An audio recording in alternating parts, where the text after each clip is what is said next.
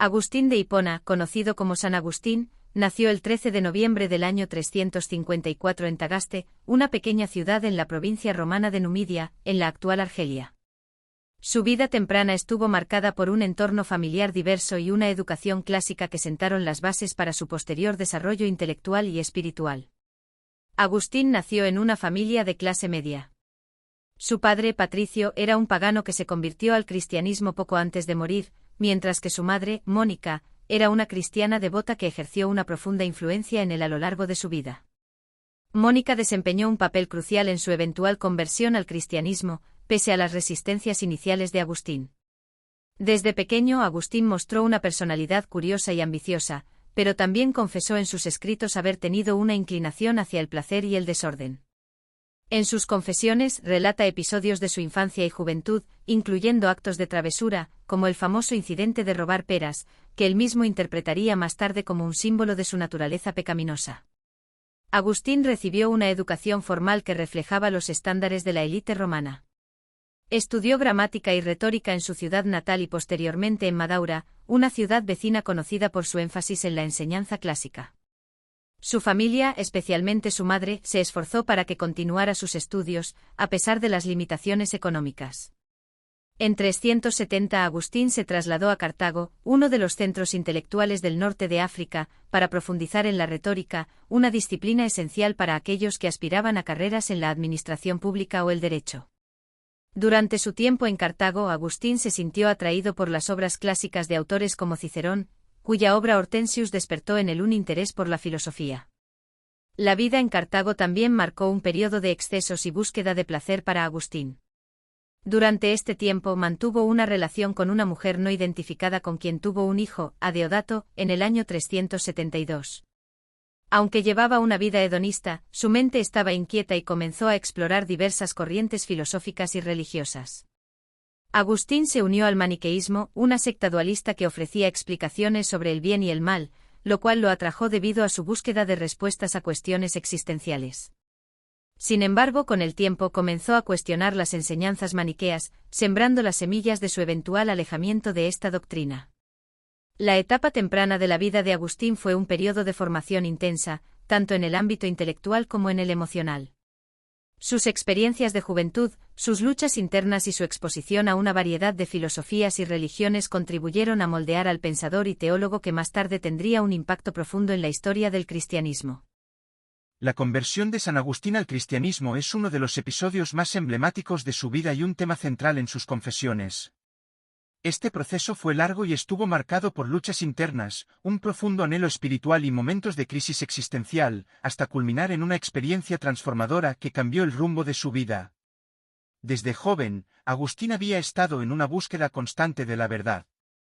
Inicialmente, se unió al maniqueísmo, atraído por sus explicaciones dualistas sobre el bien y el mal. Sin embargo, con el tiempo, comenzó a cuestionar sus enseñanzas, especialmente al no encontrar respuestas satisfactorias a sus interrogantes filosóficas y espirituales. Posteriormente, se acercó al escepticismo académico y, más tarde, al neoplatonismo, corriente filosófica que le permitió comprender a Dios de manera más abstracta y le ayudó a reconciliar la idea de un ser divino con el mundo material. El momento decisivo de su conversión ocurrió en el año 386, mientras vivía en Milán, donde trabajaba como profesor de retórica. Durante este periodo, Agustín estuvo profundamente influido por las predicaciones de San Ambrosio, el obispo de Milán, quien le mostró cómo las escrituras podían ser interpretadas de manera simbólica e intelectual, algo que Agustín no había considerado anteriormente. A través de las enseñanzas de Ambrosio y la lectura de los textos bíblicos, especialmente las epístolas de San Pablo, Agustín comenzó a sentir el llamado de Dios con mayor claridad. El momento culminante de su conversión se produjo en un jardín, en un estado de profunda crisis emocional y espiritual. Según narra en sus confesiones, mientras lloraba desconsolado bajo una higuera, escuchó la voz de un niño o niña que repetía las palabras, «Toma y lee, toma y lee». Interpretó esto como un mensaje divino y, al abrir una Biblia cercana, leyó un pasaje de la Epístola a los Romanos 13:14, que decía, «No en comilonas y borracheras, no en lujurias y desenfrenos, no en contiendas y envidias, sino revestíos del Señor Jesucristo, y no os preocupéis por satisfacer los deseos de la carne». Estas palabras tuvieron un impacto inmediato en él, llevándolo a decidir entregar su vida a Cristo. Tras este episodio, Agustín abandonó su carrera como profesor y decidió consagrarse completamente a Dios. En el año 387, fue bautizado por San Ambrosio en la vigilia pascual, junto con su hijo Adeodato y un amigo cercano, Alipio. Este acto marcó el inicio de su vida como cristiano comprometido y, eventualmente, como una de las figuras más influyentes en la historia de la Iglesia. La conversión de Agustín no solo fue un cambio personal, sino también un ejemplo de la gracia divina y el poder transformador de la fe. Su experiencia se convirtió en un testimonio universal de cómo el espíritu humano puede ser renovado por la verdad y el amor de Dios, un mensaje que sigue resonando a través de los siglos. San Agustín desempeñó un papel crucial como obispo de Hipona y como uno de los pensadores más influyentes en la historia de la Iglesia cristiana. Su vida como líder eclesiástico estuvo marcada por una profunda dedicación pastoral y una prolífica producción intelectual que dejó una huella imborrable en el cristianismo occidental. En el año 391, tras regresar al norte de África, Agustín fue ordenado sacerdote en la ciudad de Hipona, ubicada en la actual Argelia. Su elocuencia, erudición y compromiso espiritual lo convirtieron rápidamente en una figura destacada. 4 años después, en 395, fue consagrado como obispo y asumió la responsabilidad de guiar a la comunidad cristiana local, cargo que desempeñó hasta su muerte en 430. Como obispo, Agustín se dedicó a servir a su pueblo, enfrentando desafíos políticos, económicos y religiosos en un contexto marcado por la inestabilidad del Imperio romano. Fue un pastor cercano, comprometido con la enseñanza, la administración de los sacramentos y la resolución de conflictos tanto dentro como fuera de la Iglesia. Su liderazgo pastoral iba de la mano con una incesante labor intelectual que lo llevó a convertirse en una de las mentes más influyentes de su época. Una de sus mayores contribuciones fue su lucha contra diversas herejías que amenazaban la unidad de la Iglesia. Refutó al maniqueísmo, argumentando que el mal no es una fuerza independiente, sino la ausencia del bien. Enfrentó el donatismo, que cuestionaba la validez de los sacramentos administrados por sacerdotes en pecado, defendiendo que su eficacia proviene de la gracia de Dios y no de la santidad del ministro. También combatió el pelagianismo, que negaba la necesidad de la gracia divina para la salvación, subrayando que la redención es imposible sin la ayuda de Dios. La obra escrita de Agustín es inmensa y abarca temas filosóficos, teológicos y espirituales. Entre sus textos más destacados se encuentra Confesiones una profunda reflexión autobiográfica que explora su vida, su conversión y su relación con Dios. En La ciudad de Dios ofreció una interpretación cristiana de la historia, analizando la lucha entre la ciudad terrenal, dominada por el amor propio, y la ciudad celestial, guiada por el amor a Dios. También en sobre la Trinidad desarrolló una comprensión más profunda del misterio trinitario, contribuyendo significativamente al pensamiento teológico de la Iglesia. Agustín formuló doctrinas fundamentales como la del pecado original, que explica cómo el pecado de Adán afecta a toda la humanidad, y subrayó la centralidad de la gracia divina en la salvación, estableciendo que los seres humanos no pueden alcanzar la redención por sus propios méritos. Además, definió la relación entre la Iglesia y el Estado, distinguiendo las esferas temporal y espiritual y ofreciendo una visión que influiría en la política cristiana durante siglos. Hasta sus últimos días, Agustín permaneció firme en su fe y en su misión. Durante el asedio de Hipona por los vándalos en el año 430, continuó escribiendo y predicando, incluso en medio de su enfermedad. Falleció el 28 de agosto de ese mismo año, dejando un legado que transformó la Iglesia y la teología cristiana para siempre. Como obispo, teólogo y líder, San Agustín encarnó el ideal de un pastor comprometido con su pueblo y con la búsqueda incansable de la verdad divina. Su vida y obra siguen siendo un pilar fundamental de la tradición cristiana. El concepto del pecado original, desarrollado de manera profunda por San Agustín, es una de las doctrinas fundamentales en la teología cristiana y ofrece una explicación sobre la condición moral y espiritual del ser humano. Según esta enseñanza, el pecado original tiene su origen en el acto de desobediencia de Adán y Eva en el jardín del Edén, tal como se relata en el libro del Génesis. Este primer pecado no fue solo un acto individual, sino que marcó a toda la humanidad, transmitiendo una naturaleza caída y una inclinación al mal que afecta a todos los seres humanos desde su nacimiento. Agustín argumentó que el pecado de Adán tuvo consecuencias universales y que, a través de la procreación, toda la humanidad hereda tanto la culpa como la corrupción que resultaron de esa transgresión inicial. Este estado no significa que los individuos sean responsables personalmente por el pecado de Adán, sino que todos nacen en un estado de separación de Dios y con una tendencia innata hacia el pecado. Esto se conoce como concupiscencia, es decir, una inclinación desordenada hacia el mal que afecta las decisiones y acciones humanas. Para Agustín, el pecado original explica la fragilidad moral del ser humano, así como su incapacidad para alcanzar la justicia y la salvación por sus propios medios. La doctrina resalta la necesidad de la gracia divina, ya que sin ella, el ser humano estaría condenado a permanecer en su estado de pecado. Este énfasis en la gracia subraya la dependencia absoluta de los hombres y mujeres en la misericordia de Dios para su redención. El concepto de pecado original también tuvo un impacto significativo en la antropología cristiana, es decir, en la comprensión de la naturaleza humana. Para Agustín, la humanidad fue creada originalmente buena, diseñada para vivir en comunión con Dios. Sin embargo, debido al pecado original, esa bondad se vio dañada, aunque no completamente destruida. La redención, ofrecida a través de Jesucristo, es vista como el medio por el cual la humanidad puede restaurar su relación con Dios y recuperar su propósito original. La doctrina del pecado original no solo influenció profundamente el pensamiento teológico, sino que también moldeó las prácticas de la Iglesia, como la necesidad del bautismo. Agustín enseñaba que el bautismo es el sacramento por el cual se borra la mancha del pecado original y se concede la gracia necesaria para iniciar una vida nueva en Cristo.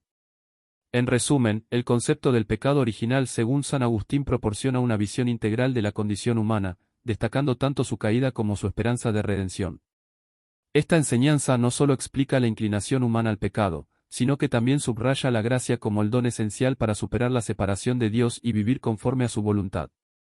San Agustín desarrolló una visión profunda y revolucionaria de la gracia y su papel esencial en la salvación, estableciendo un fundamento que moldearía la teología cristiana occidental. Para él, la gracia es mucho más que un favor divino o un concepto abstracto, es la acción transformadora de Dios en el alma humana, indispensable para superar el pecado y alcanzar la vida eterna. Debido al pecado original, los seres humanos nacen con una naturaleza caída, incapaces de buscar o elegir el bien por sí mismos. En este estado, la salvación no puede lograrse por mérito propio, sino únicamente a través de la gracia divina, un regalo inmerecido que restaura y eleva al ser humano. Agustín explicó que la gracia actúa en diferentes etapas del proceso de salvación. En primer lugar está la gracia preveniente, que es la acción inicial de Dios para despertar en el alma el deseo de buscarlo. Luego, la gracia operante transforma al pecador, capacitándolo para responder al llamado divino. Posteriormente, la gracia cooperante permite al individuo, ya renovado, colaborar con Dios en su propia santificación. Finalmente, la gracia perseverante sostiene al creyente hasta el final de su vida, garantizando su fidelidad y asegurando la salvación. Un aspecto clave del pensamiento agustiniano es su afirmación de que la gracia no anula la libertad humana, sino que la libera. Según Agustín, antes de recibir la gracia, el ser humano es esclavo del pecado, y su voluntad está orientada hacia el mal. Sin embargo, al recibir la gracia, la voluntad es transformada y orientada hacia el bien, permitiendo que el individuo actúe conforme a la voluntad de Dios. Así, la gracia capacita al ser humano para obrar libremente en el amor a Dios y en el cumplimiento de su propósito. La doctrina de la gracia de Agustín se desarrolló, en parte, como respuesta al pelagianismo, una herejía que afirmaba que el ser humano podía alcanzar la salvación mediante el uso de su libre albedrío y sin la necesidad de la gracia divina. Agustín rechazó esta idea con vehemencia, subrayando que minimizaba la gravedad del pecado original y negaba la absoluta dependencia del ser humano en Dios. En sus escritos, como asterisco contra Pelagio asterisco y asterisco de la gracia de Cristo y el pecado original asterisco, argumentó que incluso el deseo de acercarse a Dios es obra de la gracia y que, sin ella, la salvación sería imposible. Otro aspecto importante de la enseñanza de Agustín es su doctrina de la predestinación. Él sostuvo que Dios, en su infinita sabiduría, elige otorgar su gracia a algunos para que sean salvados, mientras que otros, debido a sus propios pecados, permanecen en su estado de condenación. Aunque este tema ha generado controversias, Agustín lo consideraba una demostración de la justicia y misericordia de Dios. En su visión, nadie merece la salvación, y todos dependen por completo de la gracia divina. En conclusión, para San Agustín, la gracia es el corazón de la vida cristiana y el medio por el cual Dios redime al ser humano de su estado de pecado y lo restaura a la comunión con él. Es una expresión del amor infinito de Dios que transforma, libera y guía al creyente hacia su destino eterno. Esta comprensión de la gracia como el fundamento de la salvación no solo destaca la dependencia total del ser humano en Dios, sino que también refleja el legado espiritual e intelectual de Agustín, que sigue siendo un pilar esencial en la teología cristiana. Martín Lutero y Juan Calvino encontraron en las enseñanzas de San Agustín una fuente de inspiración para desarrollar su pensamiento teológico, especialmente en temas como la gracia y la predestinación. Sin embargo, aunque admiraban profundamente a Agustín, reinterpretaron sus ideas de manera que terminaron alejándose de su enfoque original. En muchos casos, radicalizaron o descontextualizaron sus conceptos, ajustándolos a sus propias perspectivas y a las necesidades de la Reforma protestante. San Agustín enseñaba que la gracia de Dios es absolutamente necesaria para la salvación, ya que el ser humano, debido al pecado original, está espiritualmente debilitado y no puede alcanzar la justicia por sus propios méritos. Para él, la gracia divina transforma y capacita al ser humano para cooperar libremente con Dios en su redención. Sin embargo, Lutero adoptó una postura mucho más extrema, afirmando que el ser humano es completamente incapaz de participar en su salvación. En su doctrina de justificación por la fe sola, sola fide Lutero enfatizó que la salvación es únicamente obra de Dios y que las obras humanas no tienen ningún papel en el proceso, a diferencia de Agustín, quien veía las obras como una respuesta natural y necesaria al don de la gracia. En cuanto al libre albedrío, Agustín sostenía que, aunque el pecado original dañó la voluntad humana, no la destruyó por completo. La gracia divina restaura esta voluntad y permite que el ser humano elija el bien. Lutero, por el contrario, en su obra de servo arbitrio la esclavitud de la voluntad, negó casi totalmente el libre albedrío, argumentando que la voluntad humana está completamente esclavizada al pecado y que solo Dios puede actuar para liberar al individuo. Juan Calvino llevó esta idea aún más lejos al desarrollar una doctrina estricta de la predestinación, según la cual Dios ha elegido desde la eternidad a unos para la salvación y a otros para la condenación, sin que la voluntad humana tenga influencia alguna en este destino. Aunque Agustín también habló de predestinación, su enfoque era más matizado, y no eliminaba la posibilidad de que los seres humanos colaboraran libremente con la gracia divina. Otra diferencia importante se encuentra en la visión de la Iglesia y los sacramentos. San Agustín consideraba la Iglesia como el cuerpo de Cristo y veía en los sacramentos, como el bautismo y la Eucaristía, instrumentos efectivos de la gracia divina. Lutero y Calvino, en cambio, rechazaron la autoridad de la Iglesia institucional y redefinieron el papel de los sacramentos, viéndolos principalmente como símbolos o signos externos de la gracia, pero no como canales efectivos de salvación, como Agustín enseñaba. Es crucial tener en cuenta el contexto histórico y teológico en el que cada uno desarrolló su pensamiento. Agustín vivió en un momento en el que las herejías como el maniqueísmo, el donatismo y el pelagianismo planteaban desafíos específicos a la fe cristiana, y su teología respondió a esas circunstancias. Lutero y Calvino, por su parte, enfrentaron un contexto muy diferente, marcado por los abusos de la Iglesia medieval, como el sistema de indulgencias, y la necesidad de una reforma profunda.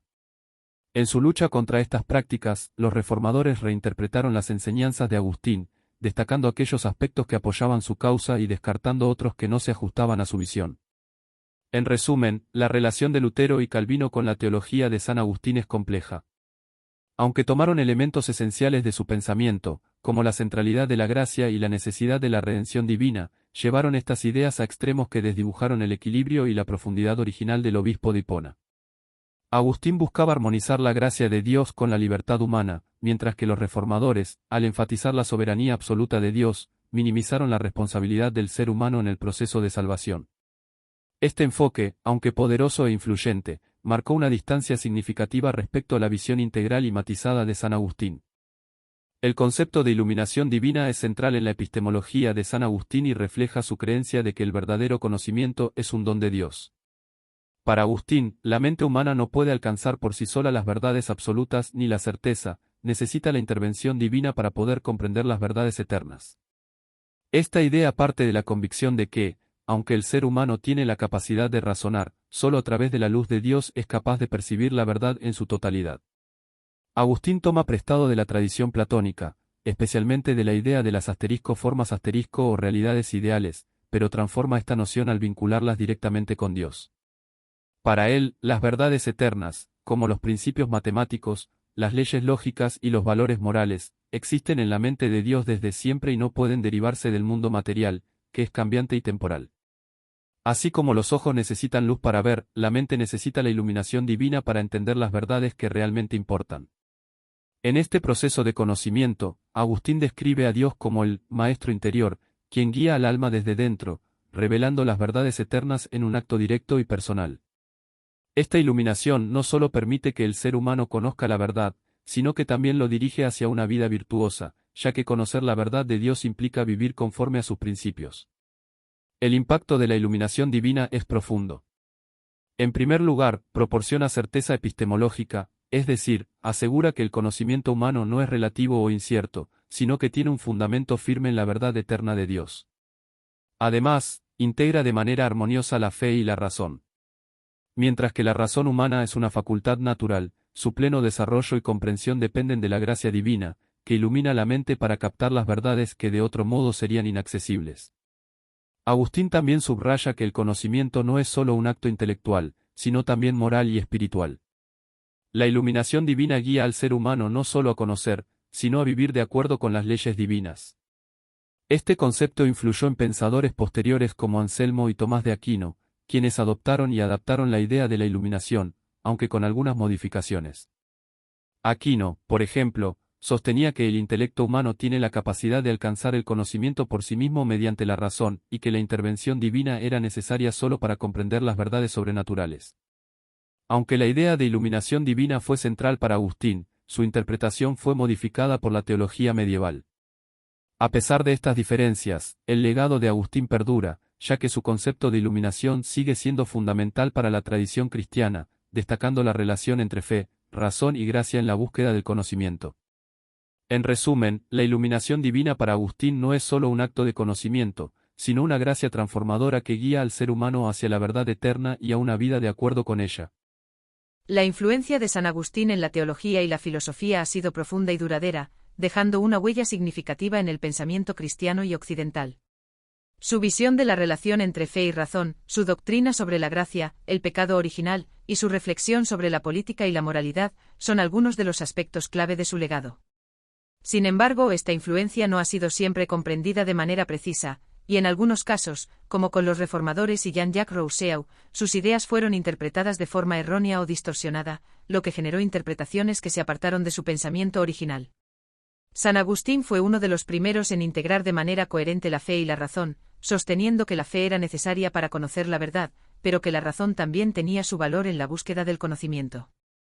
Para Agustín, la razón humana necesitaba ser iluminada por la fe para poder alcanzar las verdades eternas. Esta visión fue adoptada por filósofos y teólogos medievales como Tomás de Aquino, quien también reconoció la capacidad de la razón para alcanzar ciertas verdades, pero que la revelación divina era necesaria para entender los misterios de la fe.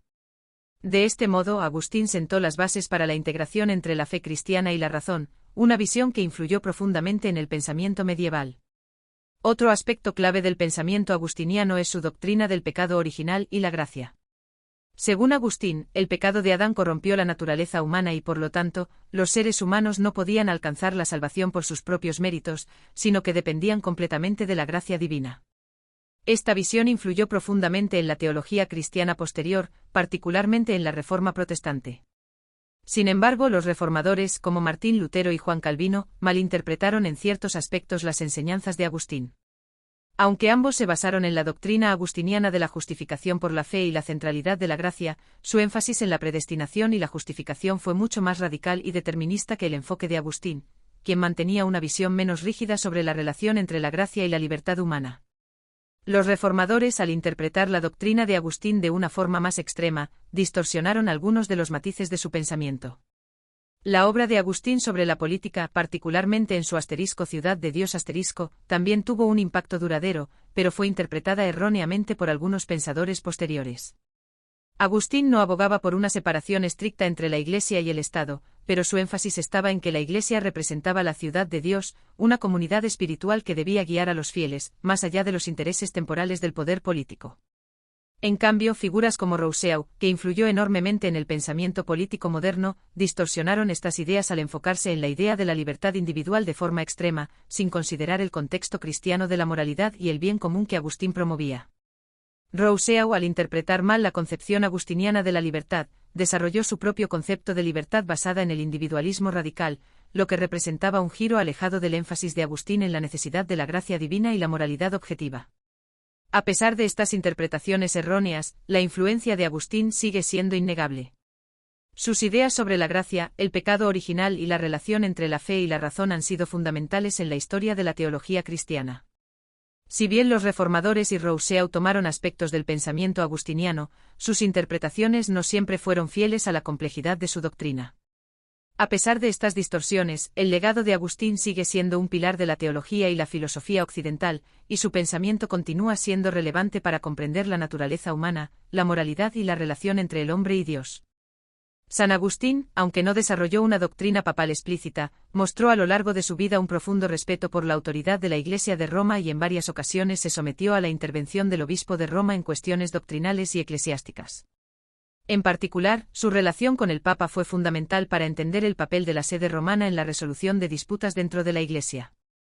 Un caso destacado fue su lucha contra los donatistas, una secta que surgió en el norte de África y que rechazaba la autoridad de los obispos que habían cedido durante las persecuciones. Agustín defendió la unidad de la Iglesia y apeló al Papa para que respaldara su posición y ayudara a resolver la división. En una carta enviada al Papa Celestino y Agustín pidió el respaldo de Roma para que se respaldara su postura, mostrando su deferencia hacia la autoridad papal. En su combate contra el pelagianismo, que negaba la necesidad de la gracia divina para la salvación, Agustín también recurrió a la autoridad de Roma. Para él, la Iglesia de Roma, representada por el Papa, debía ser el garante de la ortodoxia cristiana. Aunque Agustín no vivió para ver la condena formal de Pelagio por parte de Roma, su trabajo preparó el camino para la intervención papal en este asunto. A través de sus escritos, Agustín defendió la primacía de Roma como el lugar donde se debía confirmar la verdadera enseñanza cristiana. De esta forma, Agustín dejó claro que las disputas doctrinales debían resolverse bajo la autoridad de Roma, consolidando la idea de que la sede papal tenía un papel central en la Iglesia. En cuestiones de disciplina eclesiástica, Agustín también mostró una actitud sumisa hacia el Papa. En los casos de matrimonios y la validez de ciertos sacramentos, Agustín aceptó las decisiones papales como vinculantes, reconociendo que el Papa tenía la autoridad para dirimir estas cuestiones. Este respeto por la intervención papal se veía reflejado no solo en su pensamiento teológico, sino también en su disposición a acatar las decisiones que venían de la sede romana. Su relación con el Papa Bonifacio y también es significativa. En una carta dirigida a Bonifacio, Agustín pidió su intervención en la resolución de un conflicto relacionado con los donatistas y la validez de ciertos sacramentos. Al pedir la ayuda del Papa, Agustín no solo reconocía la importancia de la autoridad papal, sino que también buscaba una resolución definitiva de la controversia bajo la guía de Roma. Este tipo de sumisión a la autoridad papal fue un reflejo del respeto y la confianza que Agustín depositaba en la sede romana. Aunque Agustín no fue el arquitecto de la primacía papal en el sentido moderno, su visión de la Iglesia y su enseñanza sobre la unidad y la autoridad eclesiástica proporcionaron las bases para el fortalecimiento del papado en los siglos posteriores. Para él, la Iglesia debía ser unida y dirigida por una estructura jerárquica que, en última instancia, encontraba su culminación en el Papa, sucesor de San Pedro. A través de su trabajo, Agustín defendió que las disputas doctrinales debían resolverse en Roma, convirtiendo la sede papal en el punto de referencia final para la enseñanza y la disciplina eclesiástica. De esta manera, Agustín contribuyó, sin quererlo, a la consolidación de la primacía papal, una primacía que, más tarde, se formalizaría en el célebre principio de Roma locuta causa finita. San Agustín tuvo un impacto trascendental en el desarrollo de la doctrina cristiana, cuyas repercusiones continúan marcando la teología cristiana, especialmente en la Iglesia católica. Su pensamiento influyó profundamente en la comprensión de temas clave como la naturaleza humana, el pecado original, la gracia, la salvación, y la relación entre la fe y las obras. Agustín proporcionó una visión teológica que estructuró el pensamiento cristiano durante siglos y, aunque su doctrina fue posteriormente malinterpretada o distorsionada por figuras como Martín Lutero y Juan Calvino, su legado sigue siendo un pilar fundamental en la tradición cristiana auténtica. Uno de los aspectos más influyentes de su doctrina fue su interpretación del pecado original. Agustín enseñó que todos los seres humanos heredaron una naturaleza caída debido al pecado de Adán y Eva, lo que implicaba que nacemos con una inclinación al mal y somos incapaces de alcanzar la salvación por nuestros propios esfuerzos. Este concepto de pecado original fue fundamental para la comprensión de la condición humana y sentó las bases para el desarrollo posterior de la teología cristiana, aunque algunos, como Lutero y Calvino, malinterpretaron esta doctrina al centrarse exclusivamente en la incapacidad humana para la salvación, sin tomar en cuenta la necesidad de la cooperación con la gracia divina, algo que Agustín nunca negó. La gracia, otro concepto central en la teología agustiniana, fue entendida por él como un don gratuito de Dios, necesario para restaurar al ser humano caído. Para Agustín, la salvación no podía ser alcanzada mediante los esfuerzos humanos, sino que era obra de Dios. Aunque Lutero y Calvino adoptaron una postura similar sobre la centralidad de la gracia, su interpretación fue radicalmente errónea al rechazar el papel cooperativo de la voluntad humana en la salvación, un principio que Agustín nunca ignoró. En su enfoque, la gracia no eliminaba el libre albedrío, sino que lo sanaba y lo elevaba para que pudiera orientarse hacia el bien. Sin embargo, Lutero y Calvino distorsionaron esta idea al adoptar una visión determinista de la gracia, que excluía la participación humana en el proceso de salvación. En cuanto al libre albedrío, Agustín subrayó que el ser humano tiene la capacidad de elegir, pero debido al pecado original, esta capacidad está debilitada. La gracia de Dios es esencial para restaurar esa libertad y permitir la orientación hacia el bien. Mientras Agustín afirmaba que el ser humano cooperaba con la gracia, Lutero y Calvino, con su énfasis en la predestinación y la total incapacidad humana para elegir el bien sin la intervención divina, deformaron la comprensión de la libertad humana, reduciendo la salvación a una cuestión de predestinación irrevocable, una interpretación que se aleja de la enseñanza agustiniana. La doctrina sobre la Iglesia también fue crucial en el pensamiento de Agustín. Para él, la unidad de la Iglesia era indispensable para la salvación, y la autoridad de la Iglesia debía ser defendida para garantizar que la doctrina apostólica se mantuviera intacta. Este énfasis en la unidad y la autoridad de la Iglesia católica fue malinterpretado por los reformadores, quienes fracturaron esa unidad, justificando sus divisiones con una interpretación errónea de la Escritura y de los principios agustinianos. Lutero, al rechazar la autoridad papal y las tradiciones eclesiásticas, y Calvino, al promover una estructura eclesiástica basada en un sistema presbiteriano, se alejaron de la visión agustiniana de una Iglesia unida y jerárquica. La enseñanza de Agustín sobre la relación entre la fe y las obras también fue malinterpretada por los reformadores. Agustín defendió que la fe es esencial para la salvación, pero las buenas obras son la manifestación de esa fe viva. Lutero, al rechazar cualquier idea de que las obras pudieran tener valor en la salvación, y Calvino, al enfatizar la sola fe como el único camino para la justificación, distorsionaron este equilibrio que Agustín había establecido. Para Agustín, las obras no eran un medio para ganar la salvación, pero sí eran una evidencia de la verdadera fe, algo que los reformadores desfiguraron al rechazar la relación entre la fe viva y las obras buenas. En resumen, el pensamiento de San Agustín marcó el rumbo de la doctrina cristiana, y aunque su influencia fue malinterpretada por figuras como Lutero y Calvino, su visión sobre el pecado original, la gracia, el libre albedrío, la salvación y la unidad de la Iglesia sigue siendo un pilar esencial en la teología cristiana. La distorsión de sus enseñanzas por parte de los reformadores llevó a divisiones profundas dentro de la Iglesia, pero la verdadera interpretación de su pensamiento continúa siendo un fundamento en la doctrina católica, que sigue reconociendo la necesidad de la gracia, la participación humana en la salvación, y la unidad eclesial como elementos esenciales del camino cristiano. La influencia de San Agustín en la historia del pensamiento occidental es incalculable, especialmente en el ámbito de la teología y la filosofía. Sus ideas no solo moldearon la enseñanza de la Iglesia durante la Edad Media, sino que también influyeron profundamente en figuras clave de la filosofía y la teología, como Tomás de Aquino, quien es considerado uno de los más grandes teólogos de la tradición cristiana. San Agustín fue una fuente constante de inspiración para Tomás de Aquino, quien, aunque desarrolló una teología más sistemática y conciliadora con la filosofía aristotélica, se basó en muchas de las ideas agustinianas. Uno de los aspectos más destacados de esta influencia fue la concepción de la gracia y el libre albedrío. Al igual que Agustín, Aquino creía que la gracia divina era fundamental para la salvación humana y que sin la intervención de Dios, el ser humano no podía alcanzar la salvación por sí mismo. Sin embargo, Aquino profundizó en la idea de que la gracia no eliminaba la libertad humana, sino que la elevaba, lo que se alinea con la enseñanza agustiniana de que la gracia restablece la capacidad humana para elegir el bien. Otro punto clave en la influencia de Agustín sobre Aquino fue la noción del pecado original. Aquino adoptó la enseñanza agustiniana de que el pecado de Adán afectó a toda la humanidad, alterando la naturaleza humana y llevándola a una inclinación al mal. Aquino, al igual que Agustín, sostuvo que la redención solo era posible gracias a la gracia de Cristo. Para Aquino, esta gracia no solo restauraba la relación con Dios, sino que también liberaba a la humanidad del poder del pecado, un concepto que Agustín había desarrollado ampliamente en sus escritos, especialmente en La ciudad de Dios y sus comentarios sobre las cartas de San Pablo.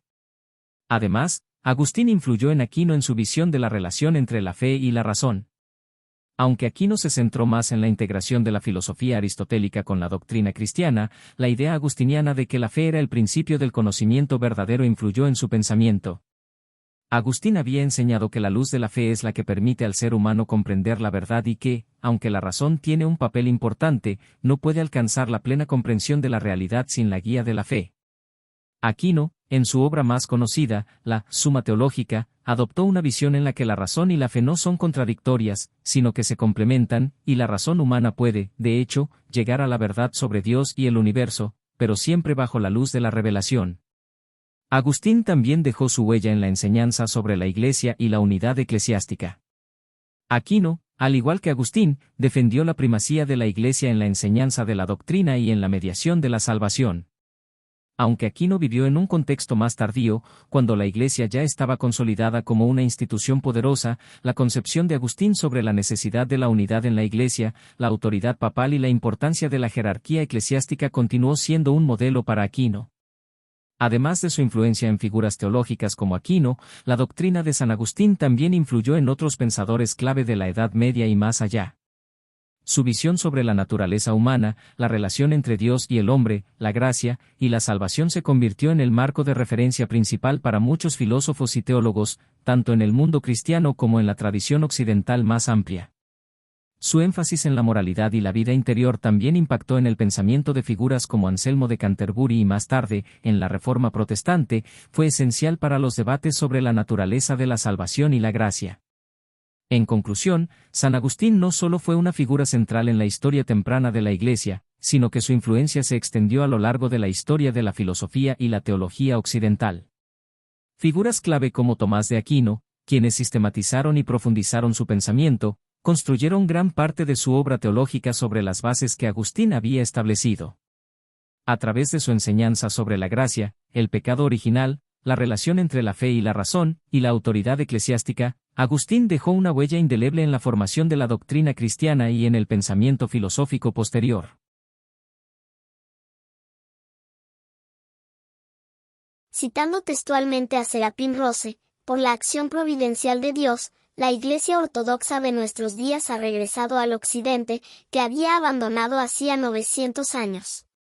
Esencialmente, el trabajo inconsciente de los emigrantes de países ortodoxos de los que surgieron, ha creado un movimiento que se ha confirmado en consecuencia, como una gran oportunidad para los pueblos occidentales. En algunas décadas, este movimiento de conversión de Occidente a la ortodoxia se ha acrecentado, y se ha convertido actualmente en un fenómeno común. La ortodoxia ha plantado gradualmente así sus raíces en Occidente, y se ha convertido en una nueva fe indígena. Para estos países occidentales, a los nuevos conversos redescubren de forma natural la herencia ortodoxa occidental de sus orígenes, particularmente a los santos y a los padres de los primeros siglos del cristianismo que, en su mayor parte, no son en nada inferiores a sus contemporáneos que vivían en Oriente en la misma época, y que respiraron el aire y propagaron el perfume del verdadero cristianismo perdido más tarde, trágicamente en Occidente. El amor y la veneración del arzobispo San Juan Maximovich, muerto en 1966 y glorificado en 1994 por la Iglesia Ortodoxa rusa fuera de las fronteras, por estos santos occidentales ha contribuido poderosamente a despertar la atención que se les debe y ha facilitado su reintegración en el dominio común de la ortodoxia, como era en su época.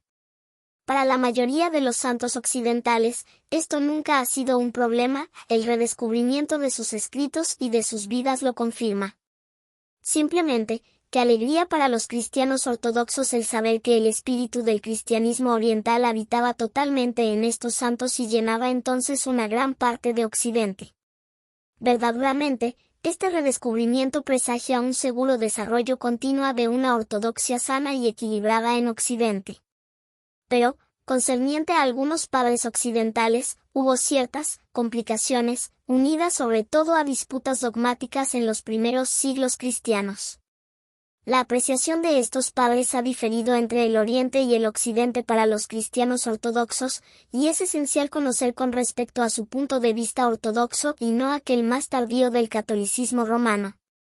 En Occidente, el más eminente de estos padres controvertidos es, sin ninguna sombra de duda, el bienaventurado Agustín, obispo de Hipona, en África del Norte. Considerado en Occidente como uno de los padres de la Iglesia más importantes, y como supremo doctor de la gracia, siempre fue visto con algunas reservas por el Oriente. En nuestros días, sobre todo entre los occidentales convertidos a la ortodoxia, se manifiestan dos tendencias extremas y opuestas al respecto. Para una, influenciada por la estimación del catolicismo romano, Agustín recibe como padre de la Iglesia una importancia bastante superior a la que la ortodoxia le concedió en el pasado, mientras que la segunda prefiere subestimar su cualidad de ortodoxo, yendo incluso algunos a calificarla de herético. Estas dos tendencias son occidentales y no tienen raíz verdadera en la tradición ortodoxa.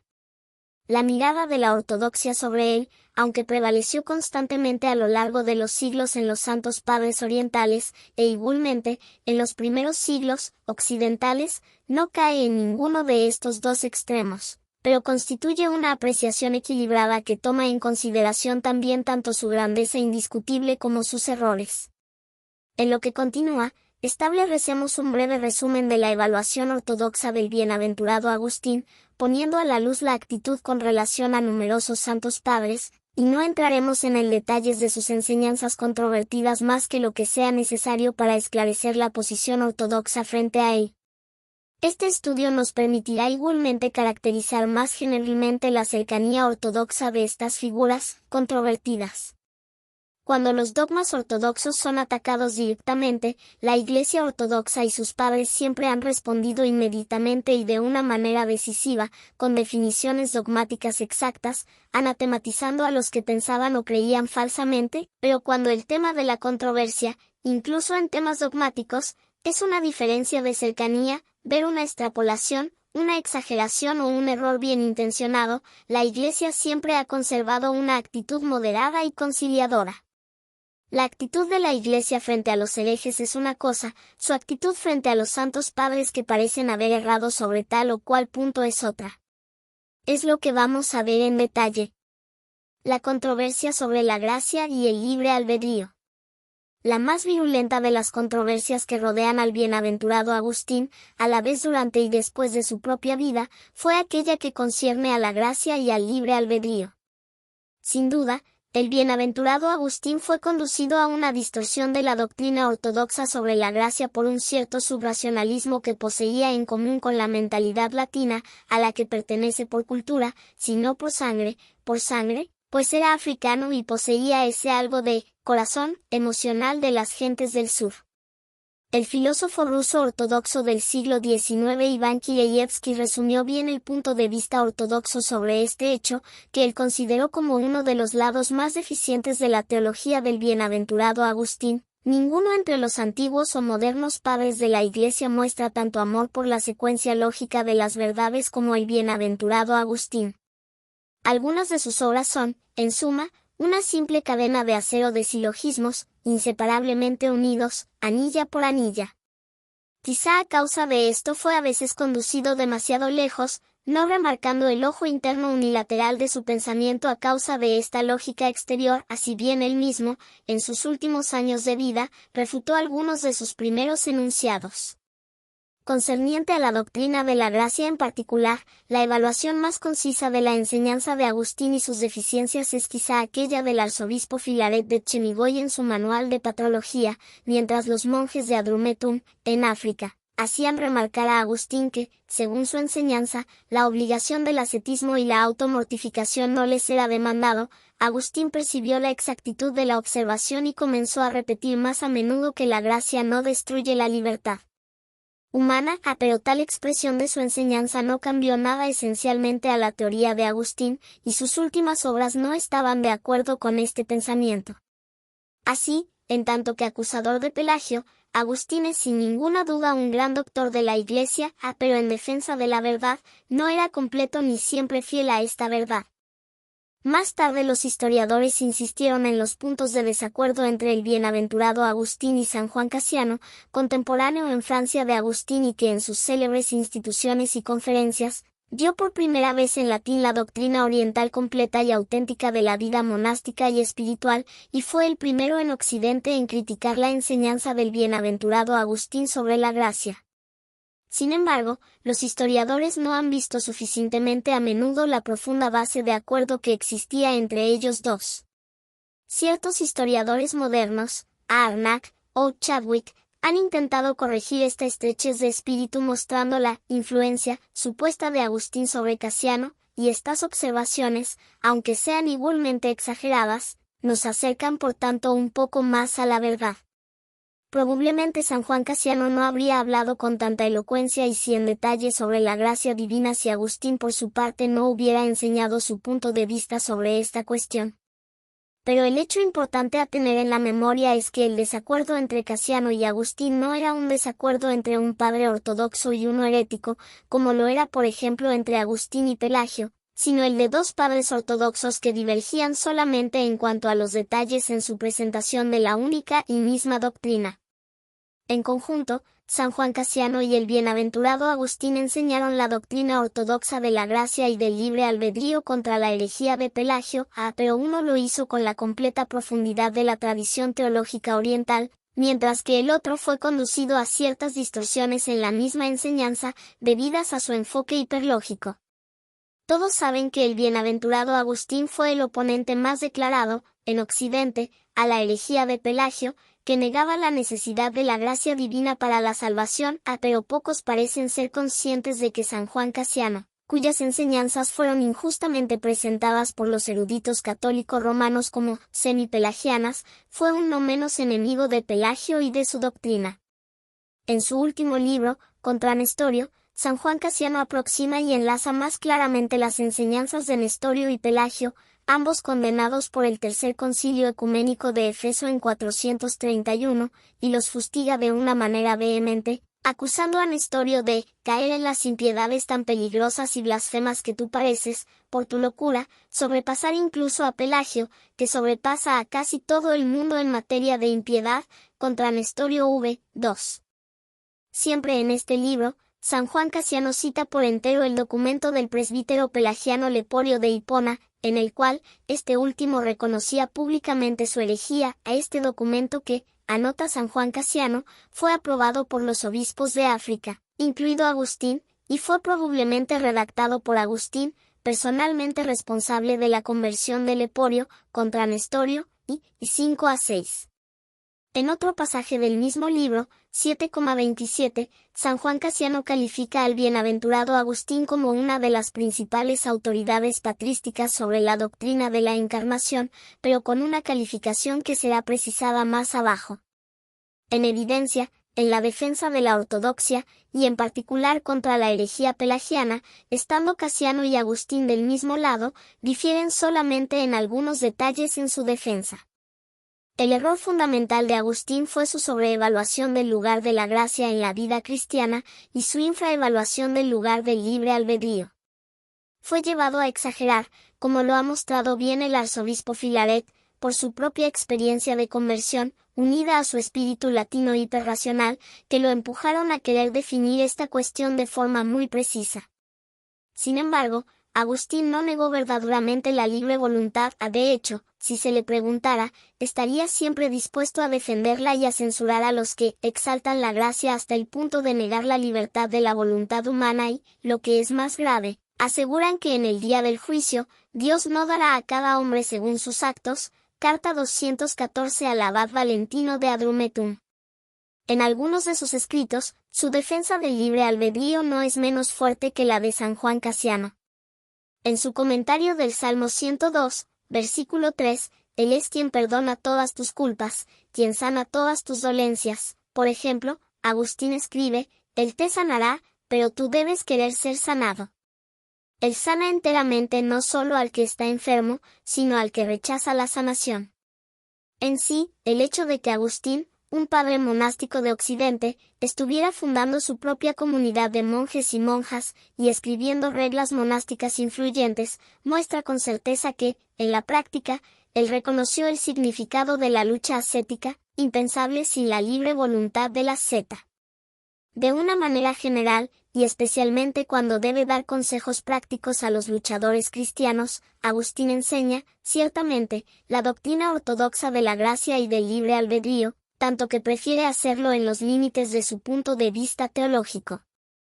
Pero en sus últimos tratados, especialmente los tratados antipelagianos que llevó a cabo en los últimos años de su vida, cuando empieza una discusión lógica sobre la cuestión global de la gracia y del libre albedrío, cae a menudo en una defensa exagerada de la gracia que parece no dejar más que un pequeño lugar a la libertad humana.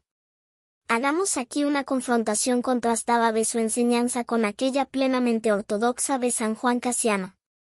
En su libro sobre la censura y la gracia, escrito en el 426 o 427 por el monje Adrumentum, el bienaventurado Agustín anota, osarás decir que, incluso cuando Cristo ruega para que la fe de Pedro no caiga, estaría a pesar de todo caída si Pedro la hubiera querido hacer caer, cap 17. Hay aquí una exageración evidente, se siente que alguna cosa falta en la descripción agustiniana de la realidad de la gracia y del libre albedrío. San Juan Casiano, en estas palabras sobre el otro responsable de los apóstoles, San Pablo, nos provee esta dimensión faltante. Él dice, «Mas por la gracia de Dios soy lo que soy, y su gracia que me dio no resultó estéril, antes bien he trabajado más copiosamente que todos ellos, a bien que no soy yo, sino la gracia de Dios conmigo». 1 Corintios 15:10. Cuando dice, he trabajado, muestra el esfuerzo de la voluntad personal. Cuando dice, bien que no soy yo, sino la gracia de Dios, él da valor a la divina protección. Cuando dice, conmigo, afirma que la gracia coopera con él cuando no es perezoso o descuidado, sino trabajador y productor de esfuerzo. Conferencias 13:1. La posición de Casiano es equilibrada, sacando a la luz conjuntamente la gracia y la libertad. A la posición de Agustín es unilateral e incompleta, aumentando sin necesidad la gracia y exponiendo así sus propuestas a su explotación ulterior por pensadores que no reflexionaban del todo en términos ortodoxos y que podían incluso concebir, como los jansenistas del siglo XVII, una gracia irresistible, a la que el hombre está obligado a aceptar, lo quiera o no. Una exageración parecida fue hecha por Agustín a la vista de lo que los teólogos latinos llamaron tardíamente la gracia preventiva, la gracia que previene, o viene antes, e inspira la venida de la fe en el hombre. Agustín admite que a veces pensó de forma errónea sobre este tema. Antes de su ordenación como obispo, yo estaba en un error similar, pensando que la fe, por la que se cree en Dios, no es un don de Dios, sino que está en nosotros mismos, y que por ella obtenemos los dones de Dios, por ella podemos vivir con templanza, justicia y piedad en el mundo. No reflexionaba sobre que la fe estaba precedida por la gracia de Dios, sino en lo que hemos debido consentir, cuando nos fue predicado el Evangelio, y pensé que eso venía de nuestro propio hecho y nos venía de nosotros mismos, sobre la predestinación de los santos, cap 7. Este error de juventud de Agustín es en hecho pelagiano, y el resultado de una sobreracionalidad, en la defensa del libre albedrío, haciendo algo autónomo, y no colaborador con la gracia de Dios, pero atribuye esto de una manera incorrecta a San Juan Casiano, que fue sin razón acusado en Occidente de enseñar que la gracia de Dios es dada según el mérito humano, y Agustín mismo cayó después en la exageración opuesta que consiste en atribuir todo, en atención a la fe, a la gracia divina. La enseñanza verídica de San Casiano, que es la enseñanza de la Iglesia ortodoxa, fue tomada por la mentalidad latina como una clase de mistificación. Es lo que vemos en un compañero del bienaventurado Agustín en Francia, Próspero de Aquitania, que fue el primero en atacar a San Casiano directamente. fue a Próspero así como a Hilario, no a San Hilario de Arles, que estaba en comunión con San Casiano, a quien Agustín envió los 2 tomos definitivos de su tratado antipelagiano, sobre la predestinación de los santos y sobre el don de la perseverancia. En estos tratados, Agustín critica las ideas de San Casiano tal y como le fueron presentadas sumariamente por Próspero. Después de la muerte de Agustín en 430, Próspero se convirtió en el campeón de su enseñanza en Francia, y su primer acto mayor fue escribir un tratado contra el autor de las conferencias, contra Collatorum, igualmente conocido bajo el nombre, sobre la gracia de Dios y el libre albedrío. Este tratado no es más que una refutación, punto por punto, de la famosa 13ª conferencia de San Casiano, en la que la cuestión de la gracia es tratada con más detalle. Desde las primeras líneas, está claro que Próspero está profundamente ofendido de que su maestro haya sido abiertamente criticado en Francia. Hay algunos bastante audaces que afirman que la gracia de Dios, por la que somos cristianos, no fue defendida correctamente por el obispo Agustín de bienaventurada memoria, y no han cesado de atacar con calumnias deliberadas sus libros contra la herejía pelagiana, cap. 1. Pero sobre todo, Próspero se indigna por lo que él juzga ser una desconcertante contradicción en la enseñanza de San Casiano, y su perplejidad sobre este tema, ya que es un ferviente discípulo de Agustín, nos revela en qué consiste el error de Agustín. Próspero encuentra que, en una parte de su 13ª conferencia, San Casiano enseña correctamente a propósito de la gracia, y particularmente sobre la gracia dispuesta, justo como el bienaventurado Agustín. Esta doctrina no estaba, al principio de la controversia, en desacuerdo con la verdadera piedad, y no habría de servido más que a una justa y honorable aprobación si no la tenía, en su peligrosa y perniciosa progresión, desviada de su rectitud inicial. Pues, después del ejemplo del arrendador que es para él la imagen de lo que vio bajo la gracia y en la fe, y por el cual el trabajo es tan estéril que no es ayudado en nada por el seguro divino, expuso la posición verdaderamente católica diciendo, de esta se deduce claramente que el comienzo, no solo de nuestros actos, sino incluso de todos nuestros buenos pensamientos, viene de Dios. Él es el que nos inspira el comienzo de una santa voluntad y nos da el poder y la capacidad de obtener las cosas que deseamos legítimamente. De nuevo, más lejos, cuando enseñó que todo celo por la virtud requiere la gracia de Dios, añade, igual que no podemos desear todas las cosas sin la inspiración de Dios, igualmente no pueden en ningún caso, sin su ayuda, ser llevadas a término, contra Collatorum, cap. 2.2. Más tarde, después de esta y otras citas parecidas, que revelan verdaderamente a San Casiano como un doctor de la universalidad de la gracia no menos elocuente que el bienaventurado Agustín, lo que hace decir a algunos, que él estuvo influenciado por San Agustín, Próspero continúa, en este punto, por una clase de contradicción oscura, introduce una proposición que enseña que muchos vienen a la gracia sin ella, y también que algunos toman de los dones de su libre albedrío el deseo de buscar, de pedir y de llamar a la puerta, cap. 2.4. Es decir, que acusa aquí a San Casiano de estar en el mismo error que el bienaventurado Agustín reconocía haber cometido en sus primeros años. Oh maestro católico, ¿por qué abandonas tu deber? ¿Por qué te vuelves hacia la oscuridad sombría de la falsificación y abandonas la luz de la verdad clara? Las enseñanzas de San Agustín sobre la ética y la moral siguen siendo profundamente relevantes en el contexto moderno, ya que abordan cuestiones fundamentales sobre el bien, el mal y la libertad humana. En su obra, Agustín reflexionó sobre la naturaleza del ser humano, la moralidad y la relación entre la voluntad humana y la gracia divina. Estas ideas continúan influyendo en la manera en que se entienden y abordan los problemas éticos y morales en la sociedad contemporánea. Para Agustín, la moralidad no puede ser entendida únicamente como una cuestión de comportamiento externo, sino como un asunto que involucra el corazón y las motivaciones internas del ser humano. Según él, el mal no es una fuerza autónoma, sino la ausencia de bien, una desviación de la voluntad humana hacia el egoísmo y el desorden.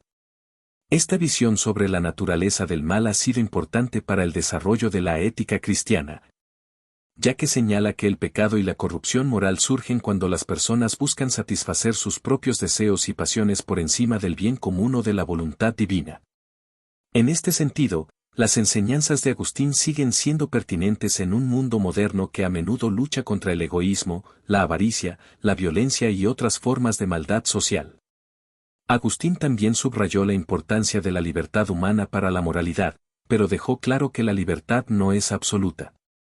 El ser humano, debido al pecado original, está marcado por una inclinación hacia el mal, lo que significa que, aunque libre, la voluntad humana está condicionada y a menudo es incapaz de elegir el bien por sí misma.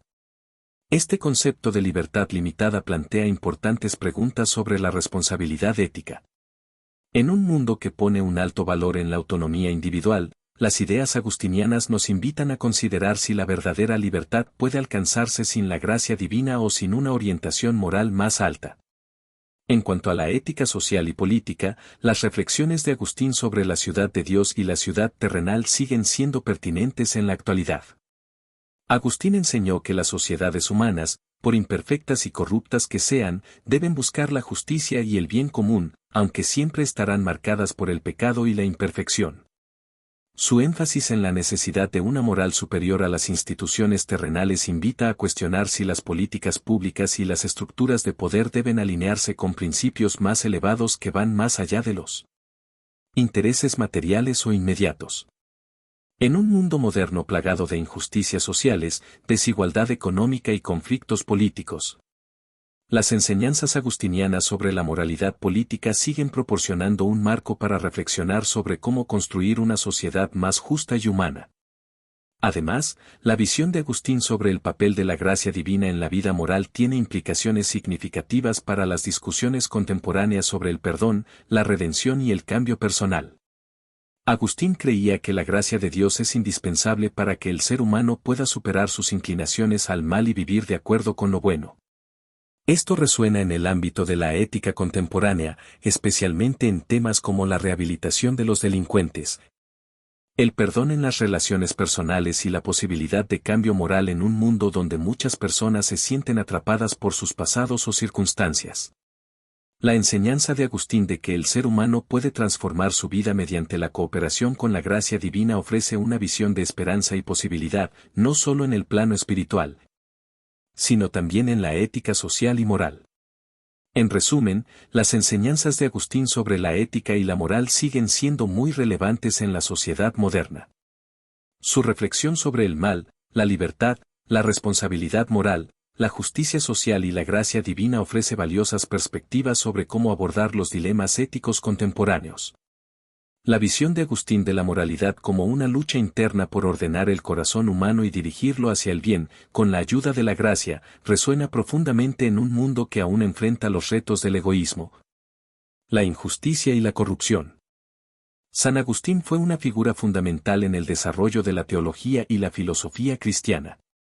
A través de sus escritos, especialmente en temas como el pecado original, la libertad, la gracia y la moralidad, Agustín dejó un legado duradero que sigue influyendo en el pensamiento contemporáneo. Sus enseñanzas ofrecen una profunda reflexión sobre la naturaleza humana, el bien y el mal, y la relación entre el individuo y lo divino.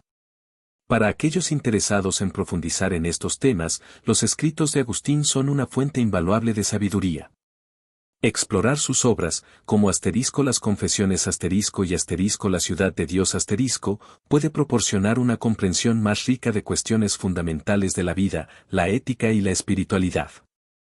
Si te ha interesado este contenido, te invitamos a dejar un comentario con tus pensamientos o preguntas sobre San Agustín.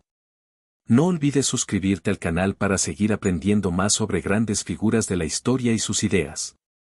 Nos encantaría que formes parte de nuestra comunidad de estudiosos y curiosos.